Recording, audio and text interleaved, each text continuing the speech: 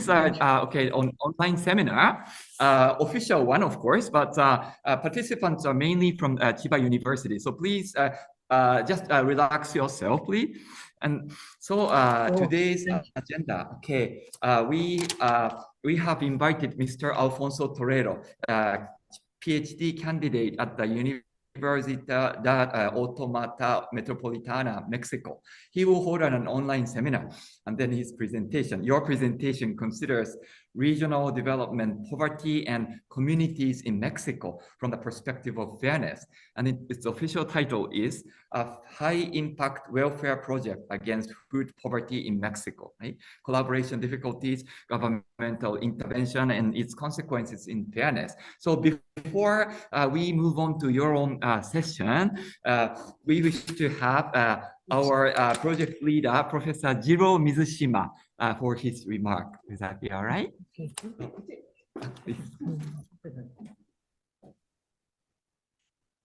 Hello, Alfonso. Thank you for joining us.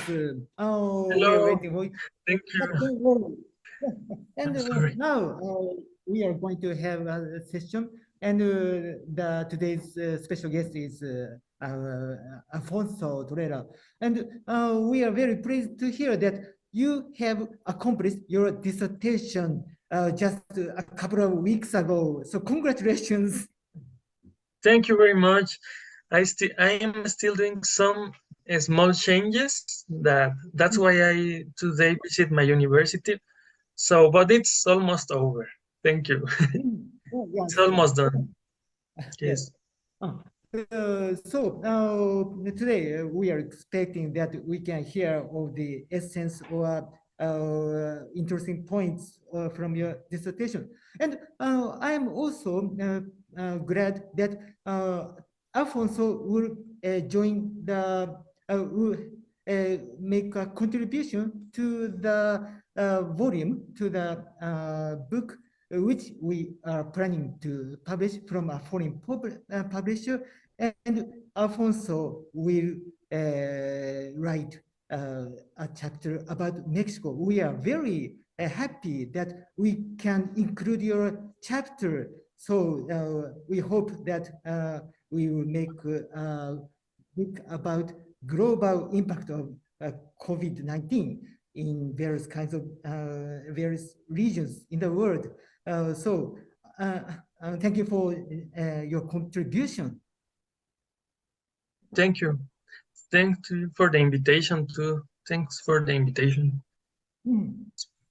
Okay. Thank you very much. So I wish you success. Thank you. All right. So thank you so much. So the floor is yours, Mr. Alfonso. So maybe for the next 30 minutes or 35 minutes or so, please give your presentation. And then after that, we still have close to 30 minutes for discussion. So please, give your presentation. Okay, perfect. I will share my screen. It's here. Sure.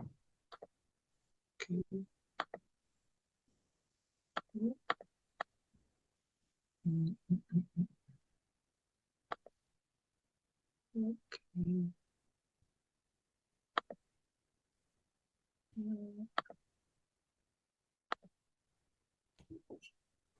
Okay. Okay. Do you see the presentation? Okay. Well, this presentation is about the welfare program I studied for my dissertation in Mexico. The program is called Jalisco Sin Hambre, as shown in the low left part. It's considered a high impact welfare project against food poverty. I want to link the results of this project to fairness, because this kind of welfare projects related to solving a problem in Mexico has to do a lot with fairness. Okay, so Mexico has a long history of welfare programs since 1976. One of these programs was created by the government. Then almost every presidential term, so every 6 years, these programs related to social welfare against poverty or against food poverty, for example, has been part of the Mexican strategic plans to have a more equitable society, with similar opportunities. So from that time, from 1976 until today, there have been many programs. But one may say, well, why many programs and not are they really being effective against poverty? And the answer in general is no, they have not. For example, a civil society organization called Gestión Social and Cooperation, that is something like social management and cooperation, has been studying social programs from the government and in general from also NGOs and the private sector in Mexico, and they have a very low success in general, like 14 out of 136 have been classified as successful. And something that happens a lot is that the government changes, even if it's the same party that will govern for the next six years. The program seems not to have a continuity, to have a continuity in their goals. And also these programs have problems of opacity, and like there is a lack of transparency about how the managers of the programs, what they do with the money, what they do with the resources they have, they receive. So sometimes also there's a lack of budget, like they have very high goals, like we will finish with food poverty in a complete Mexican state, and a state in Mexico, but it's not possible to do it because it needs more budget and many other things. So programs in general are qualified as bad or as inefficient, ineffective. That's for that reason I wanted to study a different program that is not coordinated by the government or a governmental institution, but by a private organization that is a university. They work together with a group of organizations that are from the private, the public, and NGOs.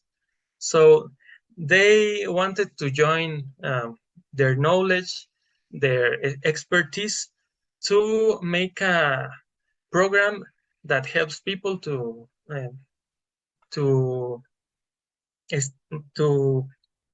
move from their poverty situation.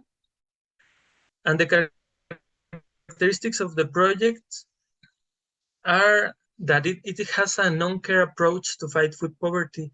Many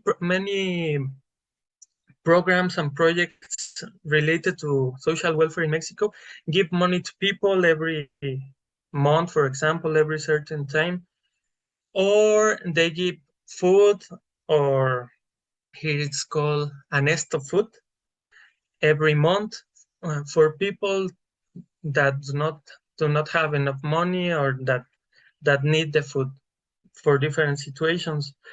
But this program wanted to go further. So in this Jalisco Sin Hambre, they tried to adapt a program called Poverty Graduation Program from another NGO that it's called BRAC.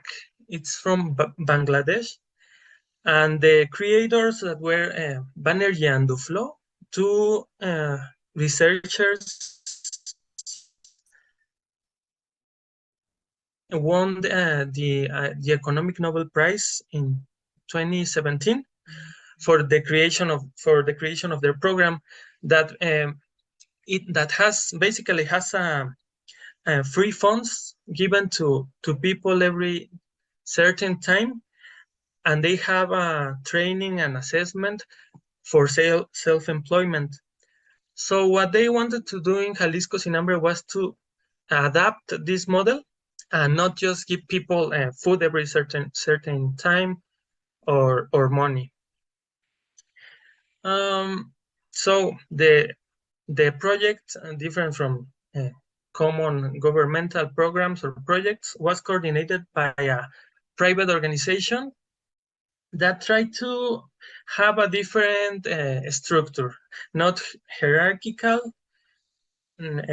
So they wanted to have like horizontal relations between all the group members, and it was also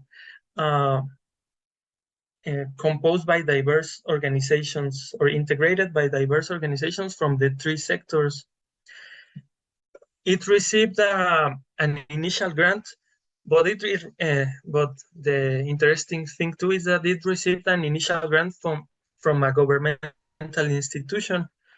The equivalent 20 million pesos, that are equivalent to $1 million, were given to the coordinator of the project that was going to be managed, and its goals were going to be achieved by a group of organizations. So that's why this is also the difference of the program. It's done by a group of organizations.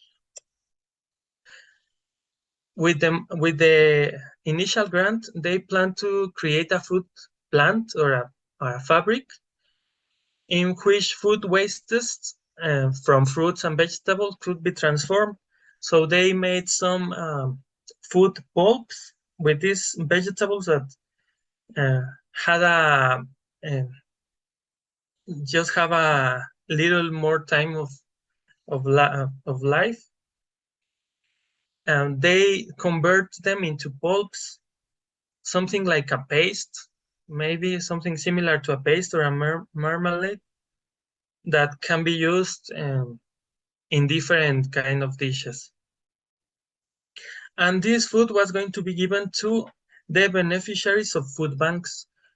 All the interventions that were going to be done by this program would take effect in the a bank of food, in the food banks.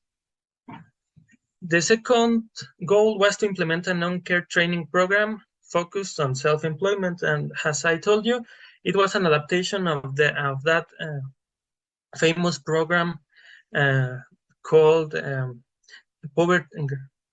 Poverty Graduation Program from Banerjee and Duflo.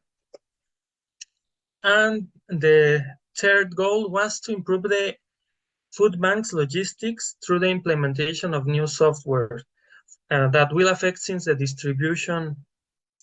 recollection of food to make it more effective, and ending in the distribution of food to the bank beneficiaries. This is an image of all the organizations that participated in the project, and they are inside every circle. There is an organization that participated in the project.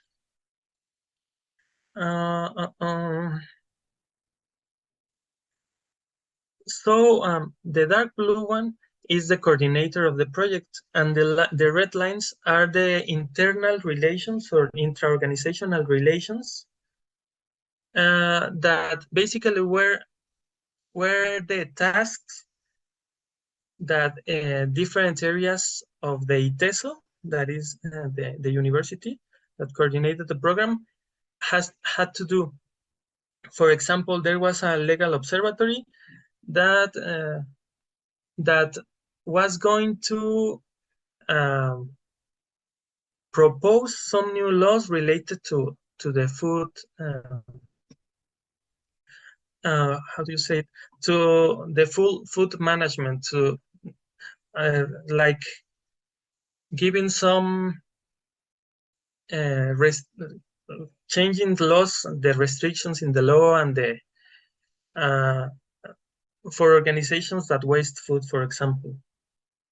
There was also a food right observatory in which they made a website for all people to know how important it was to have a good good nutrition, etc.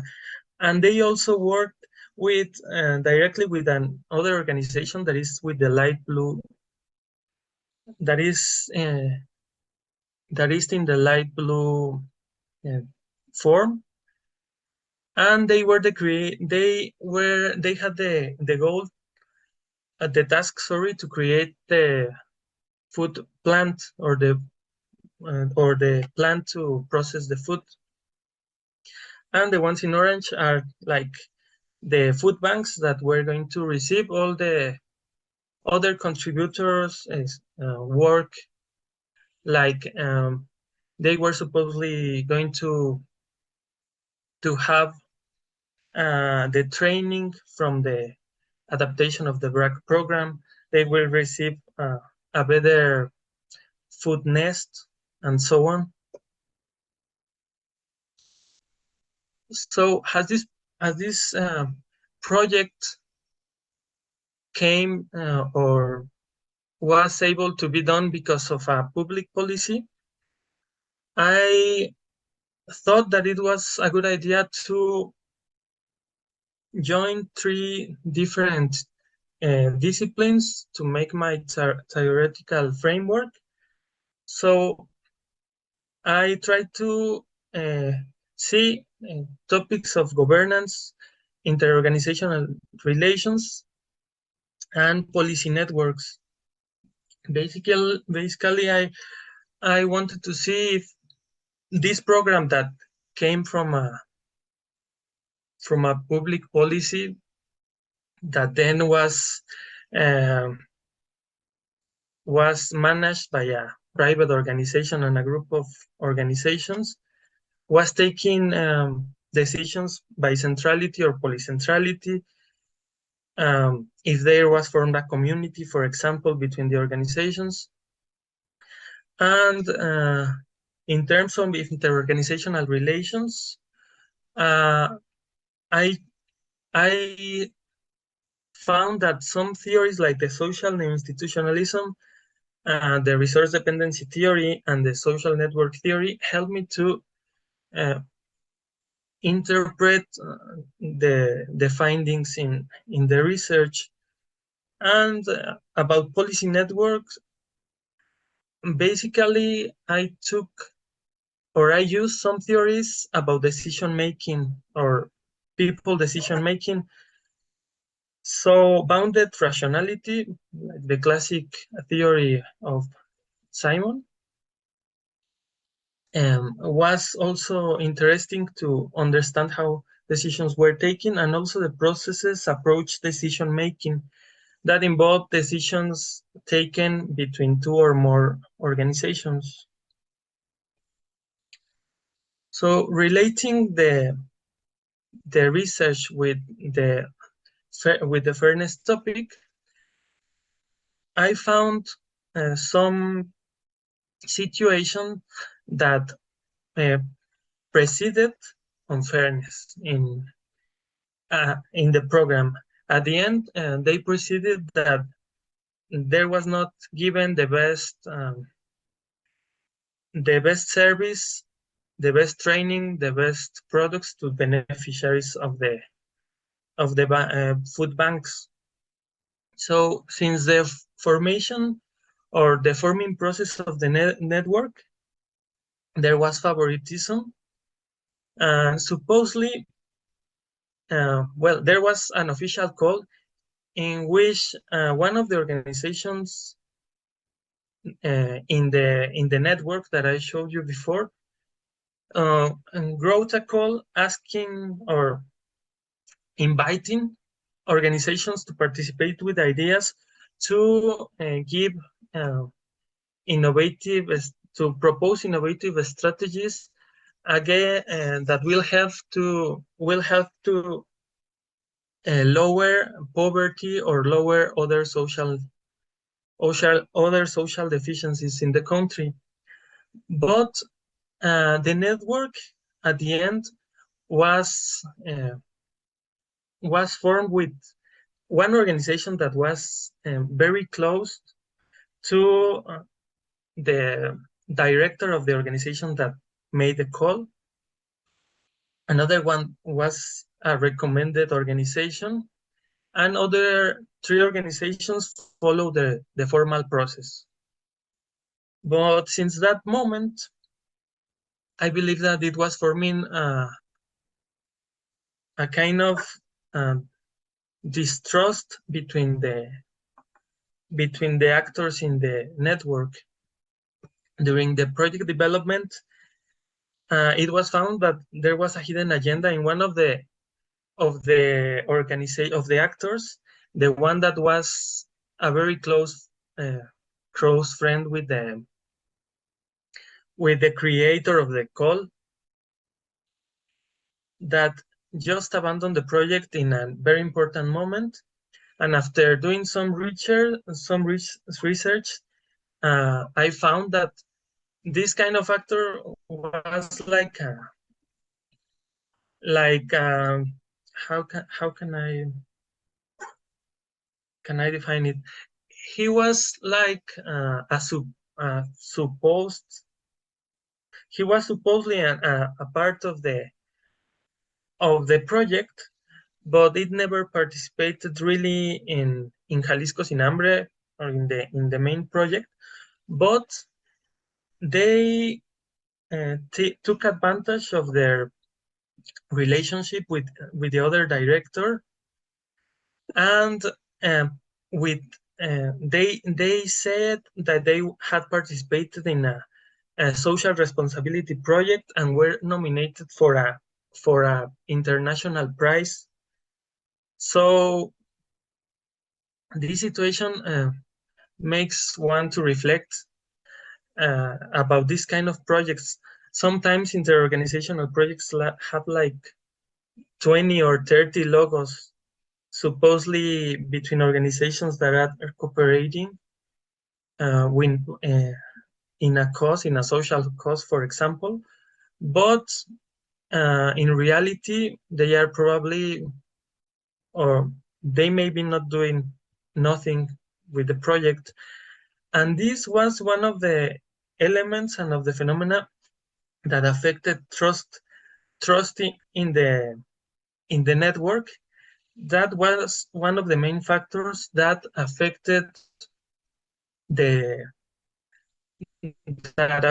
and contributed to the termination or to the end of the project. Another phenomena that was found was that between organizations there was a conflict between their values, between their work values. What they found were the best practices to work, made them stop working between each other. For example, one NGO that used to work with the banks had a problems with the internal committee of the banks changed, and they found that the training given to the personnel of banks, they thought that it was really not useful. Like if for their values or work values, it was like a loss of time. And also another problem in the project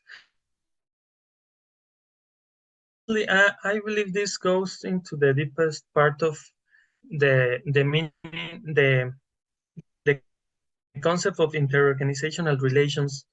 Most of the decisions that were not favorable or that affected the network were individual decisions. So, for example, when CIATEC, that was the organization that was going to decide how to make the food plant, when they decided where to build, the food plant, they just thought about the best infrastructure, but didn't discuss with other actors about the very best place for all of the banks, for example, to be able to receive the products from the plant, because the 3 banks that were part of the project were far from each other. So at the end, there was a problem of bounded rationality, because they just thought about the best infrastructure and not about for the plant, and not about the location that would help to have the best use of the plant for all the actors. So there were no processes approach or collective decision making in important goals that for example the building of the food plant. So also another problem that is also very common in Mexico is that there is not post-evaluation. Like if you follow a strategic planning and follow the steps of, for example, creation of a project, development of the project, or planning of the project, development of it, and evaluation. Normally, the evaluation of the projects are not done, and this was a very big problem because the budget to continue with the project ended, and because supposedly the organization that asked for the call and that was interested in an efficient and in an effective project against food poverty, like seemed to not be that interested in the evolution of the project, in what happened after finishing, after the budget finished, etc. So all of the phenomena from the last slide also were problematic, because the promises done between the different actors in the networks were unkept. So at the end, it was an unfair use of the food plan, an unexpected departure, and unexpected end of the training program. This was also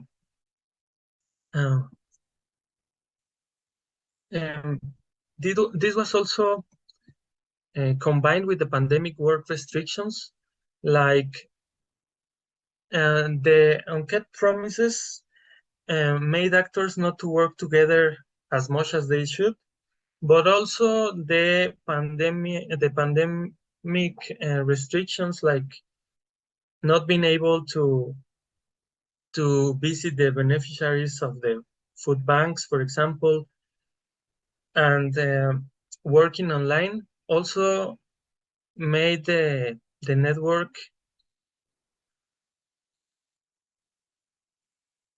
also affected the network. And of course, no more funds, and this has to do also with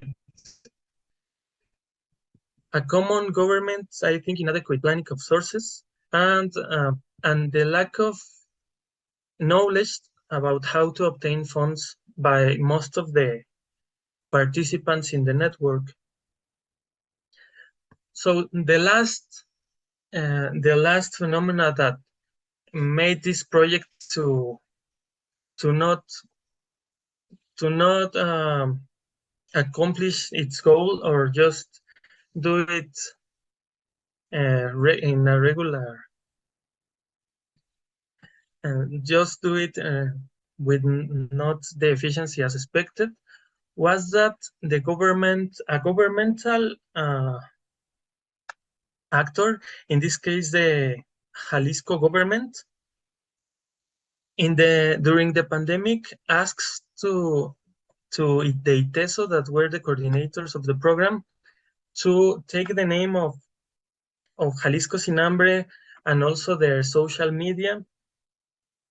And it was, I believe that there is still the idea, and more in public policy programs, that when the government asks you something, you just can't deny it. Like, the government is still like untouchable, and even if there is a network that is very horizontal and that tries to be very equitable in its decisions, if the government asks to take part in the program, or wants to take the program, it is very difficult that the networks refuses it. And I believe this is also part of the Mexican culture, and the predominance of bureaucracy and centralization of decisions. There were little positive outcomes from the project, like there was a law reform related to the adequate management of food that, in theory, if the law was followed, if the law is followed now, the industries that waste food, since the recollection until the distribution of it, will have will get a loan, and will have other repercussions against them. And the negative outcomes is that I believe that many negative phenomena joined, and they limited the possibility to save the project. The project by itself had a good purpose, but all these, the pandemic, the lack of trust, the unkept promises, the taking the name of the project, were many things. So the program finished in a very abrupt way. And at the end, the project is now known as being part of the Jalisco government, and it is an assistance program like all the other ones that the government used to create. So they give money every month to people, or they give food to every certain time, but they do not fight the poverty problem from a deeper perspective. And at the end, also, something that happened is that there was the training stopped, and this was translated into unfair opportunities and representativity for the beneficiaries. Also, the beneficiaries were sometimes chosen by convenience. So I think that's all there are the main problems found in the project that, of course, are related to unfairness, because these programs are created to make a fairer society, a more equal society. So even if it was different in its coordination and its formation, it ended up being like other projects that just give money to people for some times, or give resources for an amount of time, and then are dissolved. So thank you. Right. All right, thank you so much, Mr. Alfonso, for your really fact findings based and also a theoretically insightful presentation. There seems to be some kind of coordination issue going on in Mexico. I mean, Jalisco, the project. So I was really interested in the reason why there has been, this coordination failure, maybe poverty, maybe bounded rationality, but culturally, oriented, reasons are maybe there as well. And then in the field of maybe management science, since you talked about organizational issues, maybe X inefficiency issue.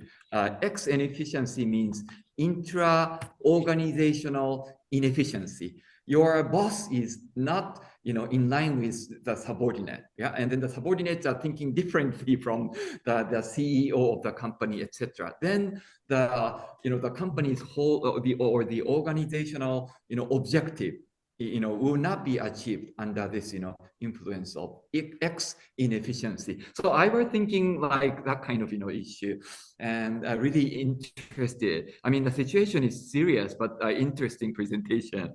So thank you very much. So okay, I'm a moderator. So rather than me talking about your project contribution, I'd like to invite my colleagues for any comments. So please, be free to ask questions or make comments to Mr. Alfonso's presentation. Yes, Dr. Kawase, please. Thank you. Yes, do you hear me? Yes, I do. So thank you, Mr. Torrero, for your interesting lecture. I am afraid that my question is slightly missing the point or outside of your presentation. But my question is about religion, especially Catholic Christianity in Mexico. So in my opinion, in a lot of pre-modern societies, the religious organizations such as churches or temples have been taking responsibility for social welfare in each society. But in modern society, the government took over that large part of this responsibility. And it was the case in Japan, but how about in Mexico? Do Christian churches do something important about social welfare in Mexico? So I ask this question because now in Japan, we have some political problems or scandals in between politics and religion. So if you know something about that, so please tell me. Thank you. Yes, of course.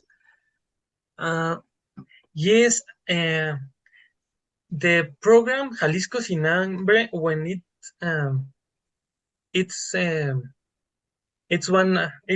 perfect case about what you are talking about. It's like when Jalisco Sin Hambre, the program that I researched, changed to the government, or was taken by the Jalisco government to promote their fight against poverty. They work with it like for a year, and later they pass the responsibility of the program to an organization called Caritas, that is religious organizations, organization, a Catholic religious organization. But I think that in my case, the program lost its identity totally from what I studied to what happened later on. And well,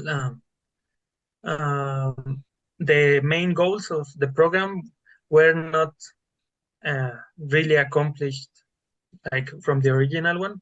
But yes, there are many religious organizations that give social welfare, that work in social welfare and give some economic or resources help to people. Yes. Thank you. So in my opinion, so in very, very general way, I guess in Mexico, I think religious organization is stronger than Japan. So, and in my opinion, the diversity of the actors are very important. So I think a lot of Japanese people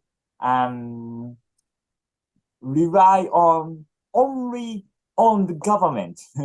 So too much. So, but of course, the government should take big responsibility, but religious organization or other organization also take some responsibility for social welfare, in my opinion. So such a diversity is very important. So, of course, I think the government is one of the most important actor, but it is just one of organization. So, so if in Mexico, if the religious organization have some power or some resources to take responsibility for social welfare, I think we have a lot of things to learn from Mexican society. Okay, thank you.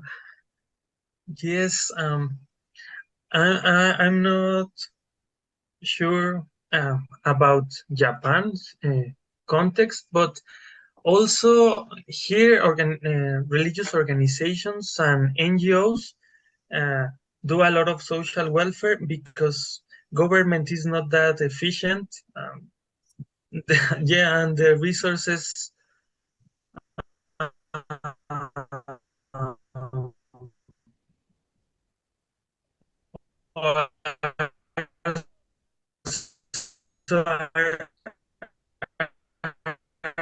like sometimes corruption. So yeah, it's complex, but we need a lot of the other economic sectors to help people in difficult situations, poverty situations. Yep. Thank you. Yeah, you're welcome. Thank you so much for your comment, Dr. Kawase, and your response, Mr. Alfonso Torrero. So any other, okay, it's an open discussion forum. So any other comments or contribution, please? Okay, Professor Kobayashi, if you have anything.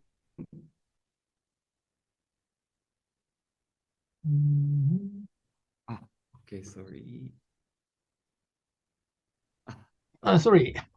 Yeah, thank you for very interesting presentation discussion. So I would like to ask a kind of summary comments relating to our project. I understand that your research pointed to the effects or influence of unfairness with regard to your project in your country. So how do you think of the relation between the project in your country and fairness? And can you suggest the way to improve fairness concerning to the project in your country? Okay. Yes. I think that first of all, the there must be, if there are compromises of the different actors, they must they must accomplish them, they must follow them, because I believe that trust is in these kind of projects that are temporal, that have a leg that is really short, like for example 2 or 3 years. Informality is always present, and you really don't know as much as in other projects the other actors. So I think you must preserve trust in all cases. So trust was related to accomplishing the tasks that the actors wanted. The actors said they were going to do, and that is one thing, one important thing. Another thing that can be useful, I think that also in superficially in the reunions between all the actors, they heard each other, but at the end they took decisions different from what they were supposed to do. That is also a very important factor to be careful. What else? What else is important?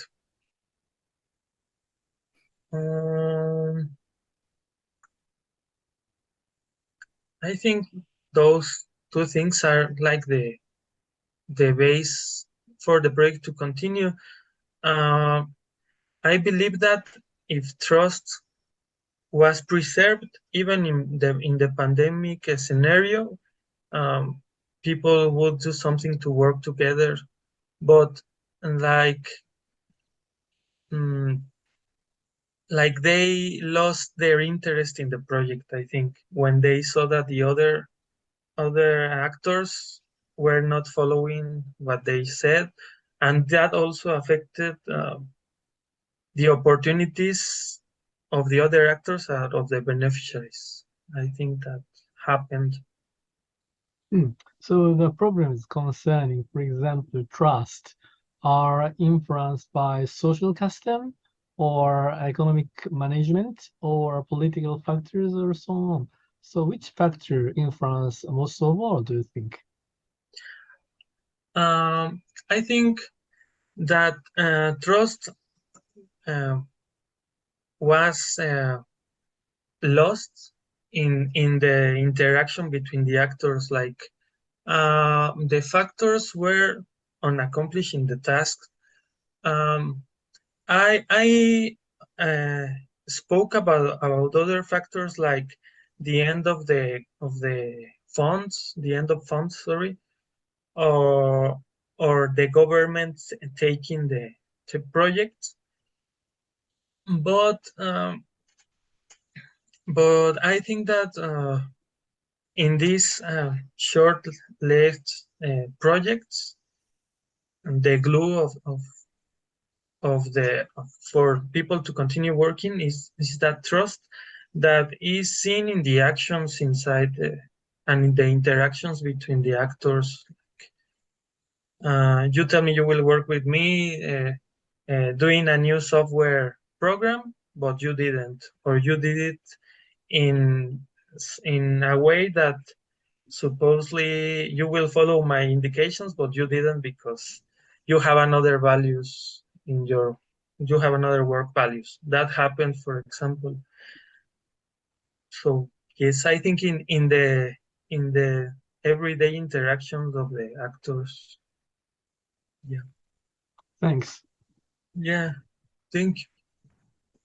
Okay, thank you so much for your contribution, Professor Kobayashi. So, any other question? Okay. Hi, Alfonso. Thank you for your presentation. I'm nervous to speak with English. About your presentation, thank you for giving us the situation about your country, Mexico. And it let me know the issues in your country, Mexico. I have one question is maybe you gave us some questions before, but I want to ask, what do you think is necessary for an effective program? Thank you. Okay, thank you. I believe that working on the things that went wrong in this project should be done. Like if there was not a post-evaluation of the project, this must be really considered in the future of in future projects, because at the end it seems that there was not the compromise to really attain the goals. Like if we don't have money, if we don't trust the other actors, well, we forget or we leave behind the main goals of the project. So I think that it's important to follow to have to follow a strategic plan and really do it considering all the important parts, like constant evaluation and post-evaluation, for example. And also, I believe that the attitude towards governments should change too, in a way that if there is a program that has been developed during 2 years and there are many efforts were put in the project, like it shouldn't be that easy for a politician or because this program was taken by the Jalisco government, but the governor of the state also promote the project and took all its propaganda and so on to promote that he was working in a social project. I think that there should be a different attitude toward the government, like not giving up what you have worked in that easy. Like you should try not to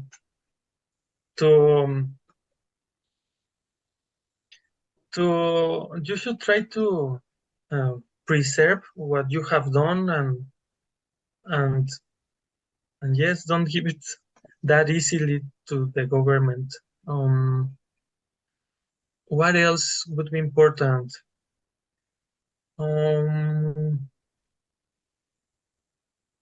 I think those things and what I spoke about preserving trust, I think that would be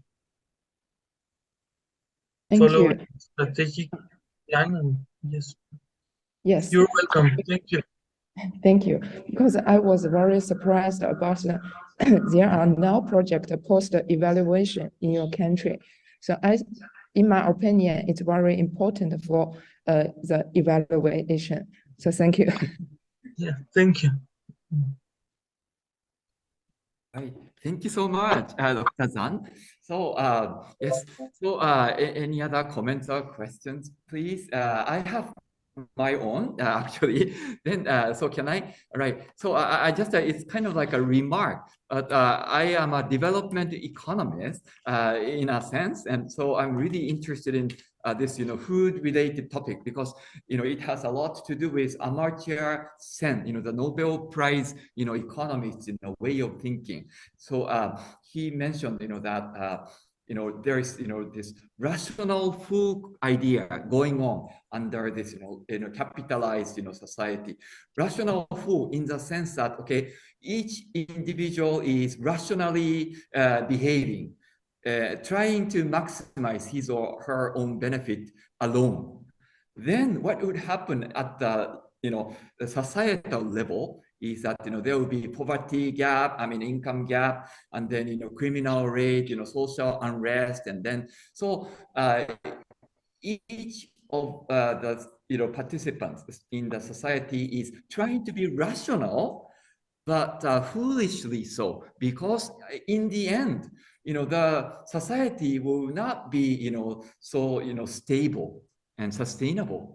So nobody wanted that kind of society, but because of this rational foolishness, maybe the society cannot solve this issue of volunteering and donations, so irrational, conducts of volunteering and donation. Of course, you lose money and you lose your time, but for the fair society, I guess it's important. So if you try to be too rational, then actually you are being too foolish. So that's what I was thinking. And then it takes a lot of trust and ethicality and everything, to stop being microscopically rational, and then stop being foolish at the societal level. So that's what I was thinking. But as for the solution, it's a difficult question, right? Any okay, solution, practical solution. So that was my comment and also question to you, Mr. Alfonso. Oh, okay. Thank you, Professor Ichido. Yeah, it's very interesting what you said, and I find it very logical. Yes, it's related, of course, what you said. I saw it from another perspective, in the sense that there is not a collective value to think about. Well, there is not a collective thinking, or there is not there were not efforts to collectively try to solve problems, and this ended in a non-articulated program that has many different problems, some good results, but I believe that they were almost casual sometimes, because there was not really an interorganizational relation. It was like individual actors working to solve some things. Maybe there is also not a culture or education to really work interorganizationally by the organizations. Yes, and well, I think that we are sometimes very mechanic and automatic, and yes, we try to maximize, and we do not reflect about deeper things that are going in the planet, because of our micro, as you say, like micro rationality or something like that. I'm not sure, something that I can say that this will solve the problem of social welfare in Mexico. So I just took what I saw in the program I studied, what I observed, and my interpretations, and that's how I have given the answers, the practical answers. But I'm not sure what else. I think that maybe there should be more projects done together, but with a better with better mechanisms it related to really work interorganizationally, really try to solve problems considering the knowledge of all the actors and the needs of all the actors. Maybe also like to integrate, for example, communities in poverty to give ideas about how to make a program better, because also sometimes we think that we are the experts in a topic, and maybe the people, and the people living every day the situation have other ideas important to consider for these programs. Right. Thank you so much. Okay. So maybe to some extent, selfless type of contribution and devotion to the project in Jalisco or any other parts of Mexico or elsewhere in the world, that would be needed, right? So it shouldn't, include, too much of, economic or financial sort of calculation, but should be driven by, the trust and the hope of a fairer society. So I guess that, however small it might be, that could be the starting point. So there is no mechanical solution. Mechanical design will definitely be reduced to, this rational, foolish situation. So no mechanism needed. Rather, it may be trust, based, hope-based, small step project. So in that sense, I guess what you talked about today has a lot to do with, this, trust related issue, I guess. Thank you so much. Okay, any other comments?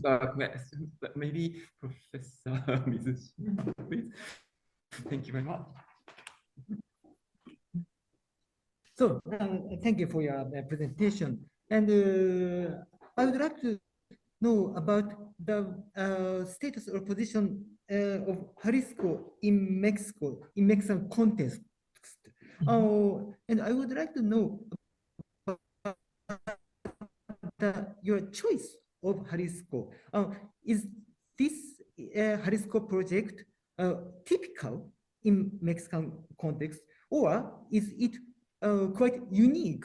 Why did you choose Jalisco? Do you think it is it could be contribute as a unique case or a typical case? Okay, thank you. I chose the program, not really the state. Jalisco is the second most populated state in Mexico with more people, and its economy is not as bad as from other states like Oaxaca or Chiapas, like southern states and living with more poverty. But the project itself was innovative in a sense that they were they tried, or that was the idea.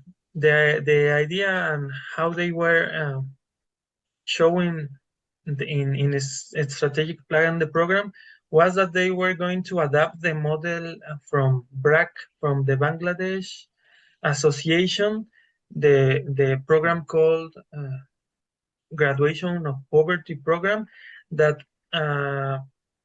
that made Banerjee and Duflo, the authors of the program, won a Nobel Prize because of that. All the characteristics of their training and have proven to help people be self-employed and really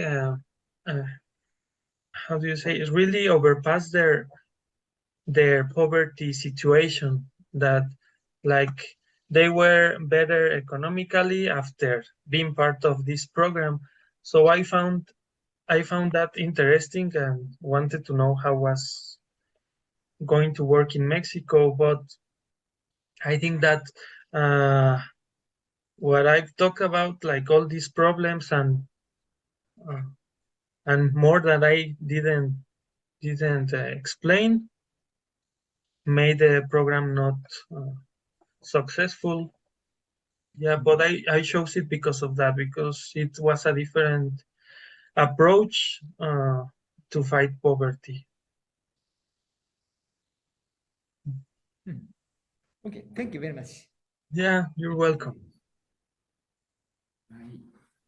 All right, thank you so much. Okay, it is almost time for us to conclude. That be all right. So, okay, well, thank you so much, Mr. Alfonso Torrero, for making your very big contribution based on your micro-based, very meticulous observation of what is happening inter-organizationally. So we learned quite a lot from your approach, and we wish to continue to think about how we achieve this fairer society in the future. And then today's topic, drawn from Mexico, is very much a unique one and an asset for our project. So we definitely wish to keep the record of your contribution for today. And then we wish to collaborate with you, continue to collaborate with you. Would that be all right, Mr. Torrero? Yes, of course. Thank you.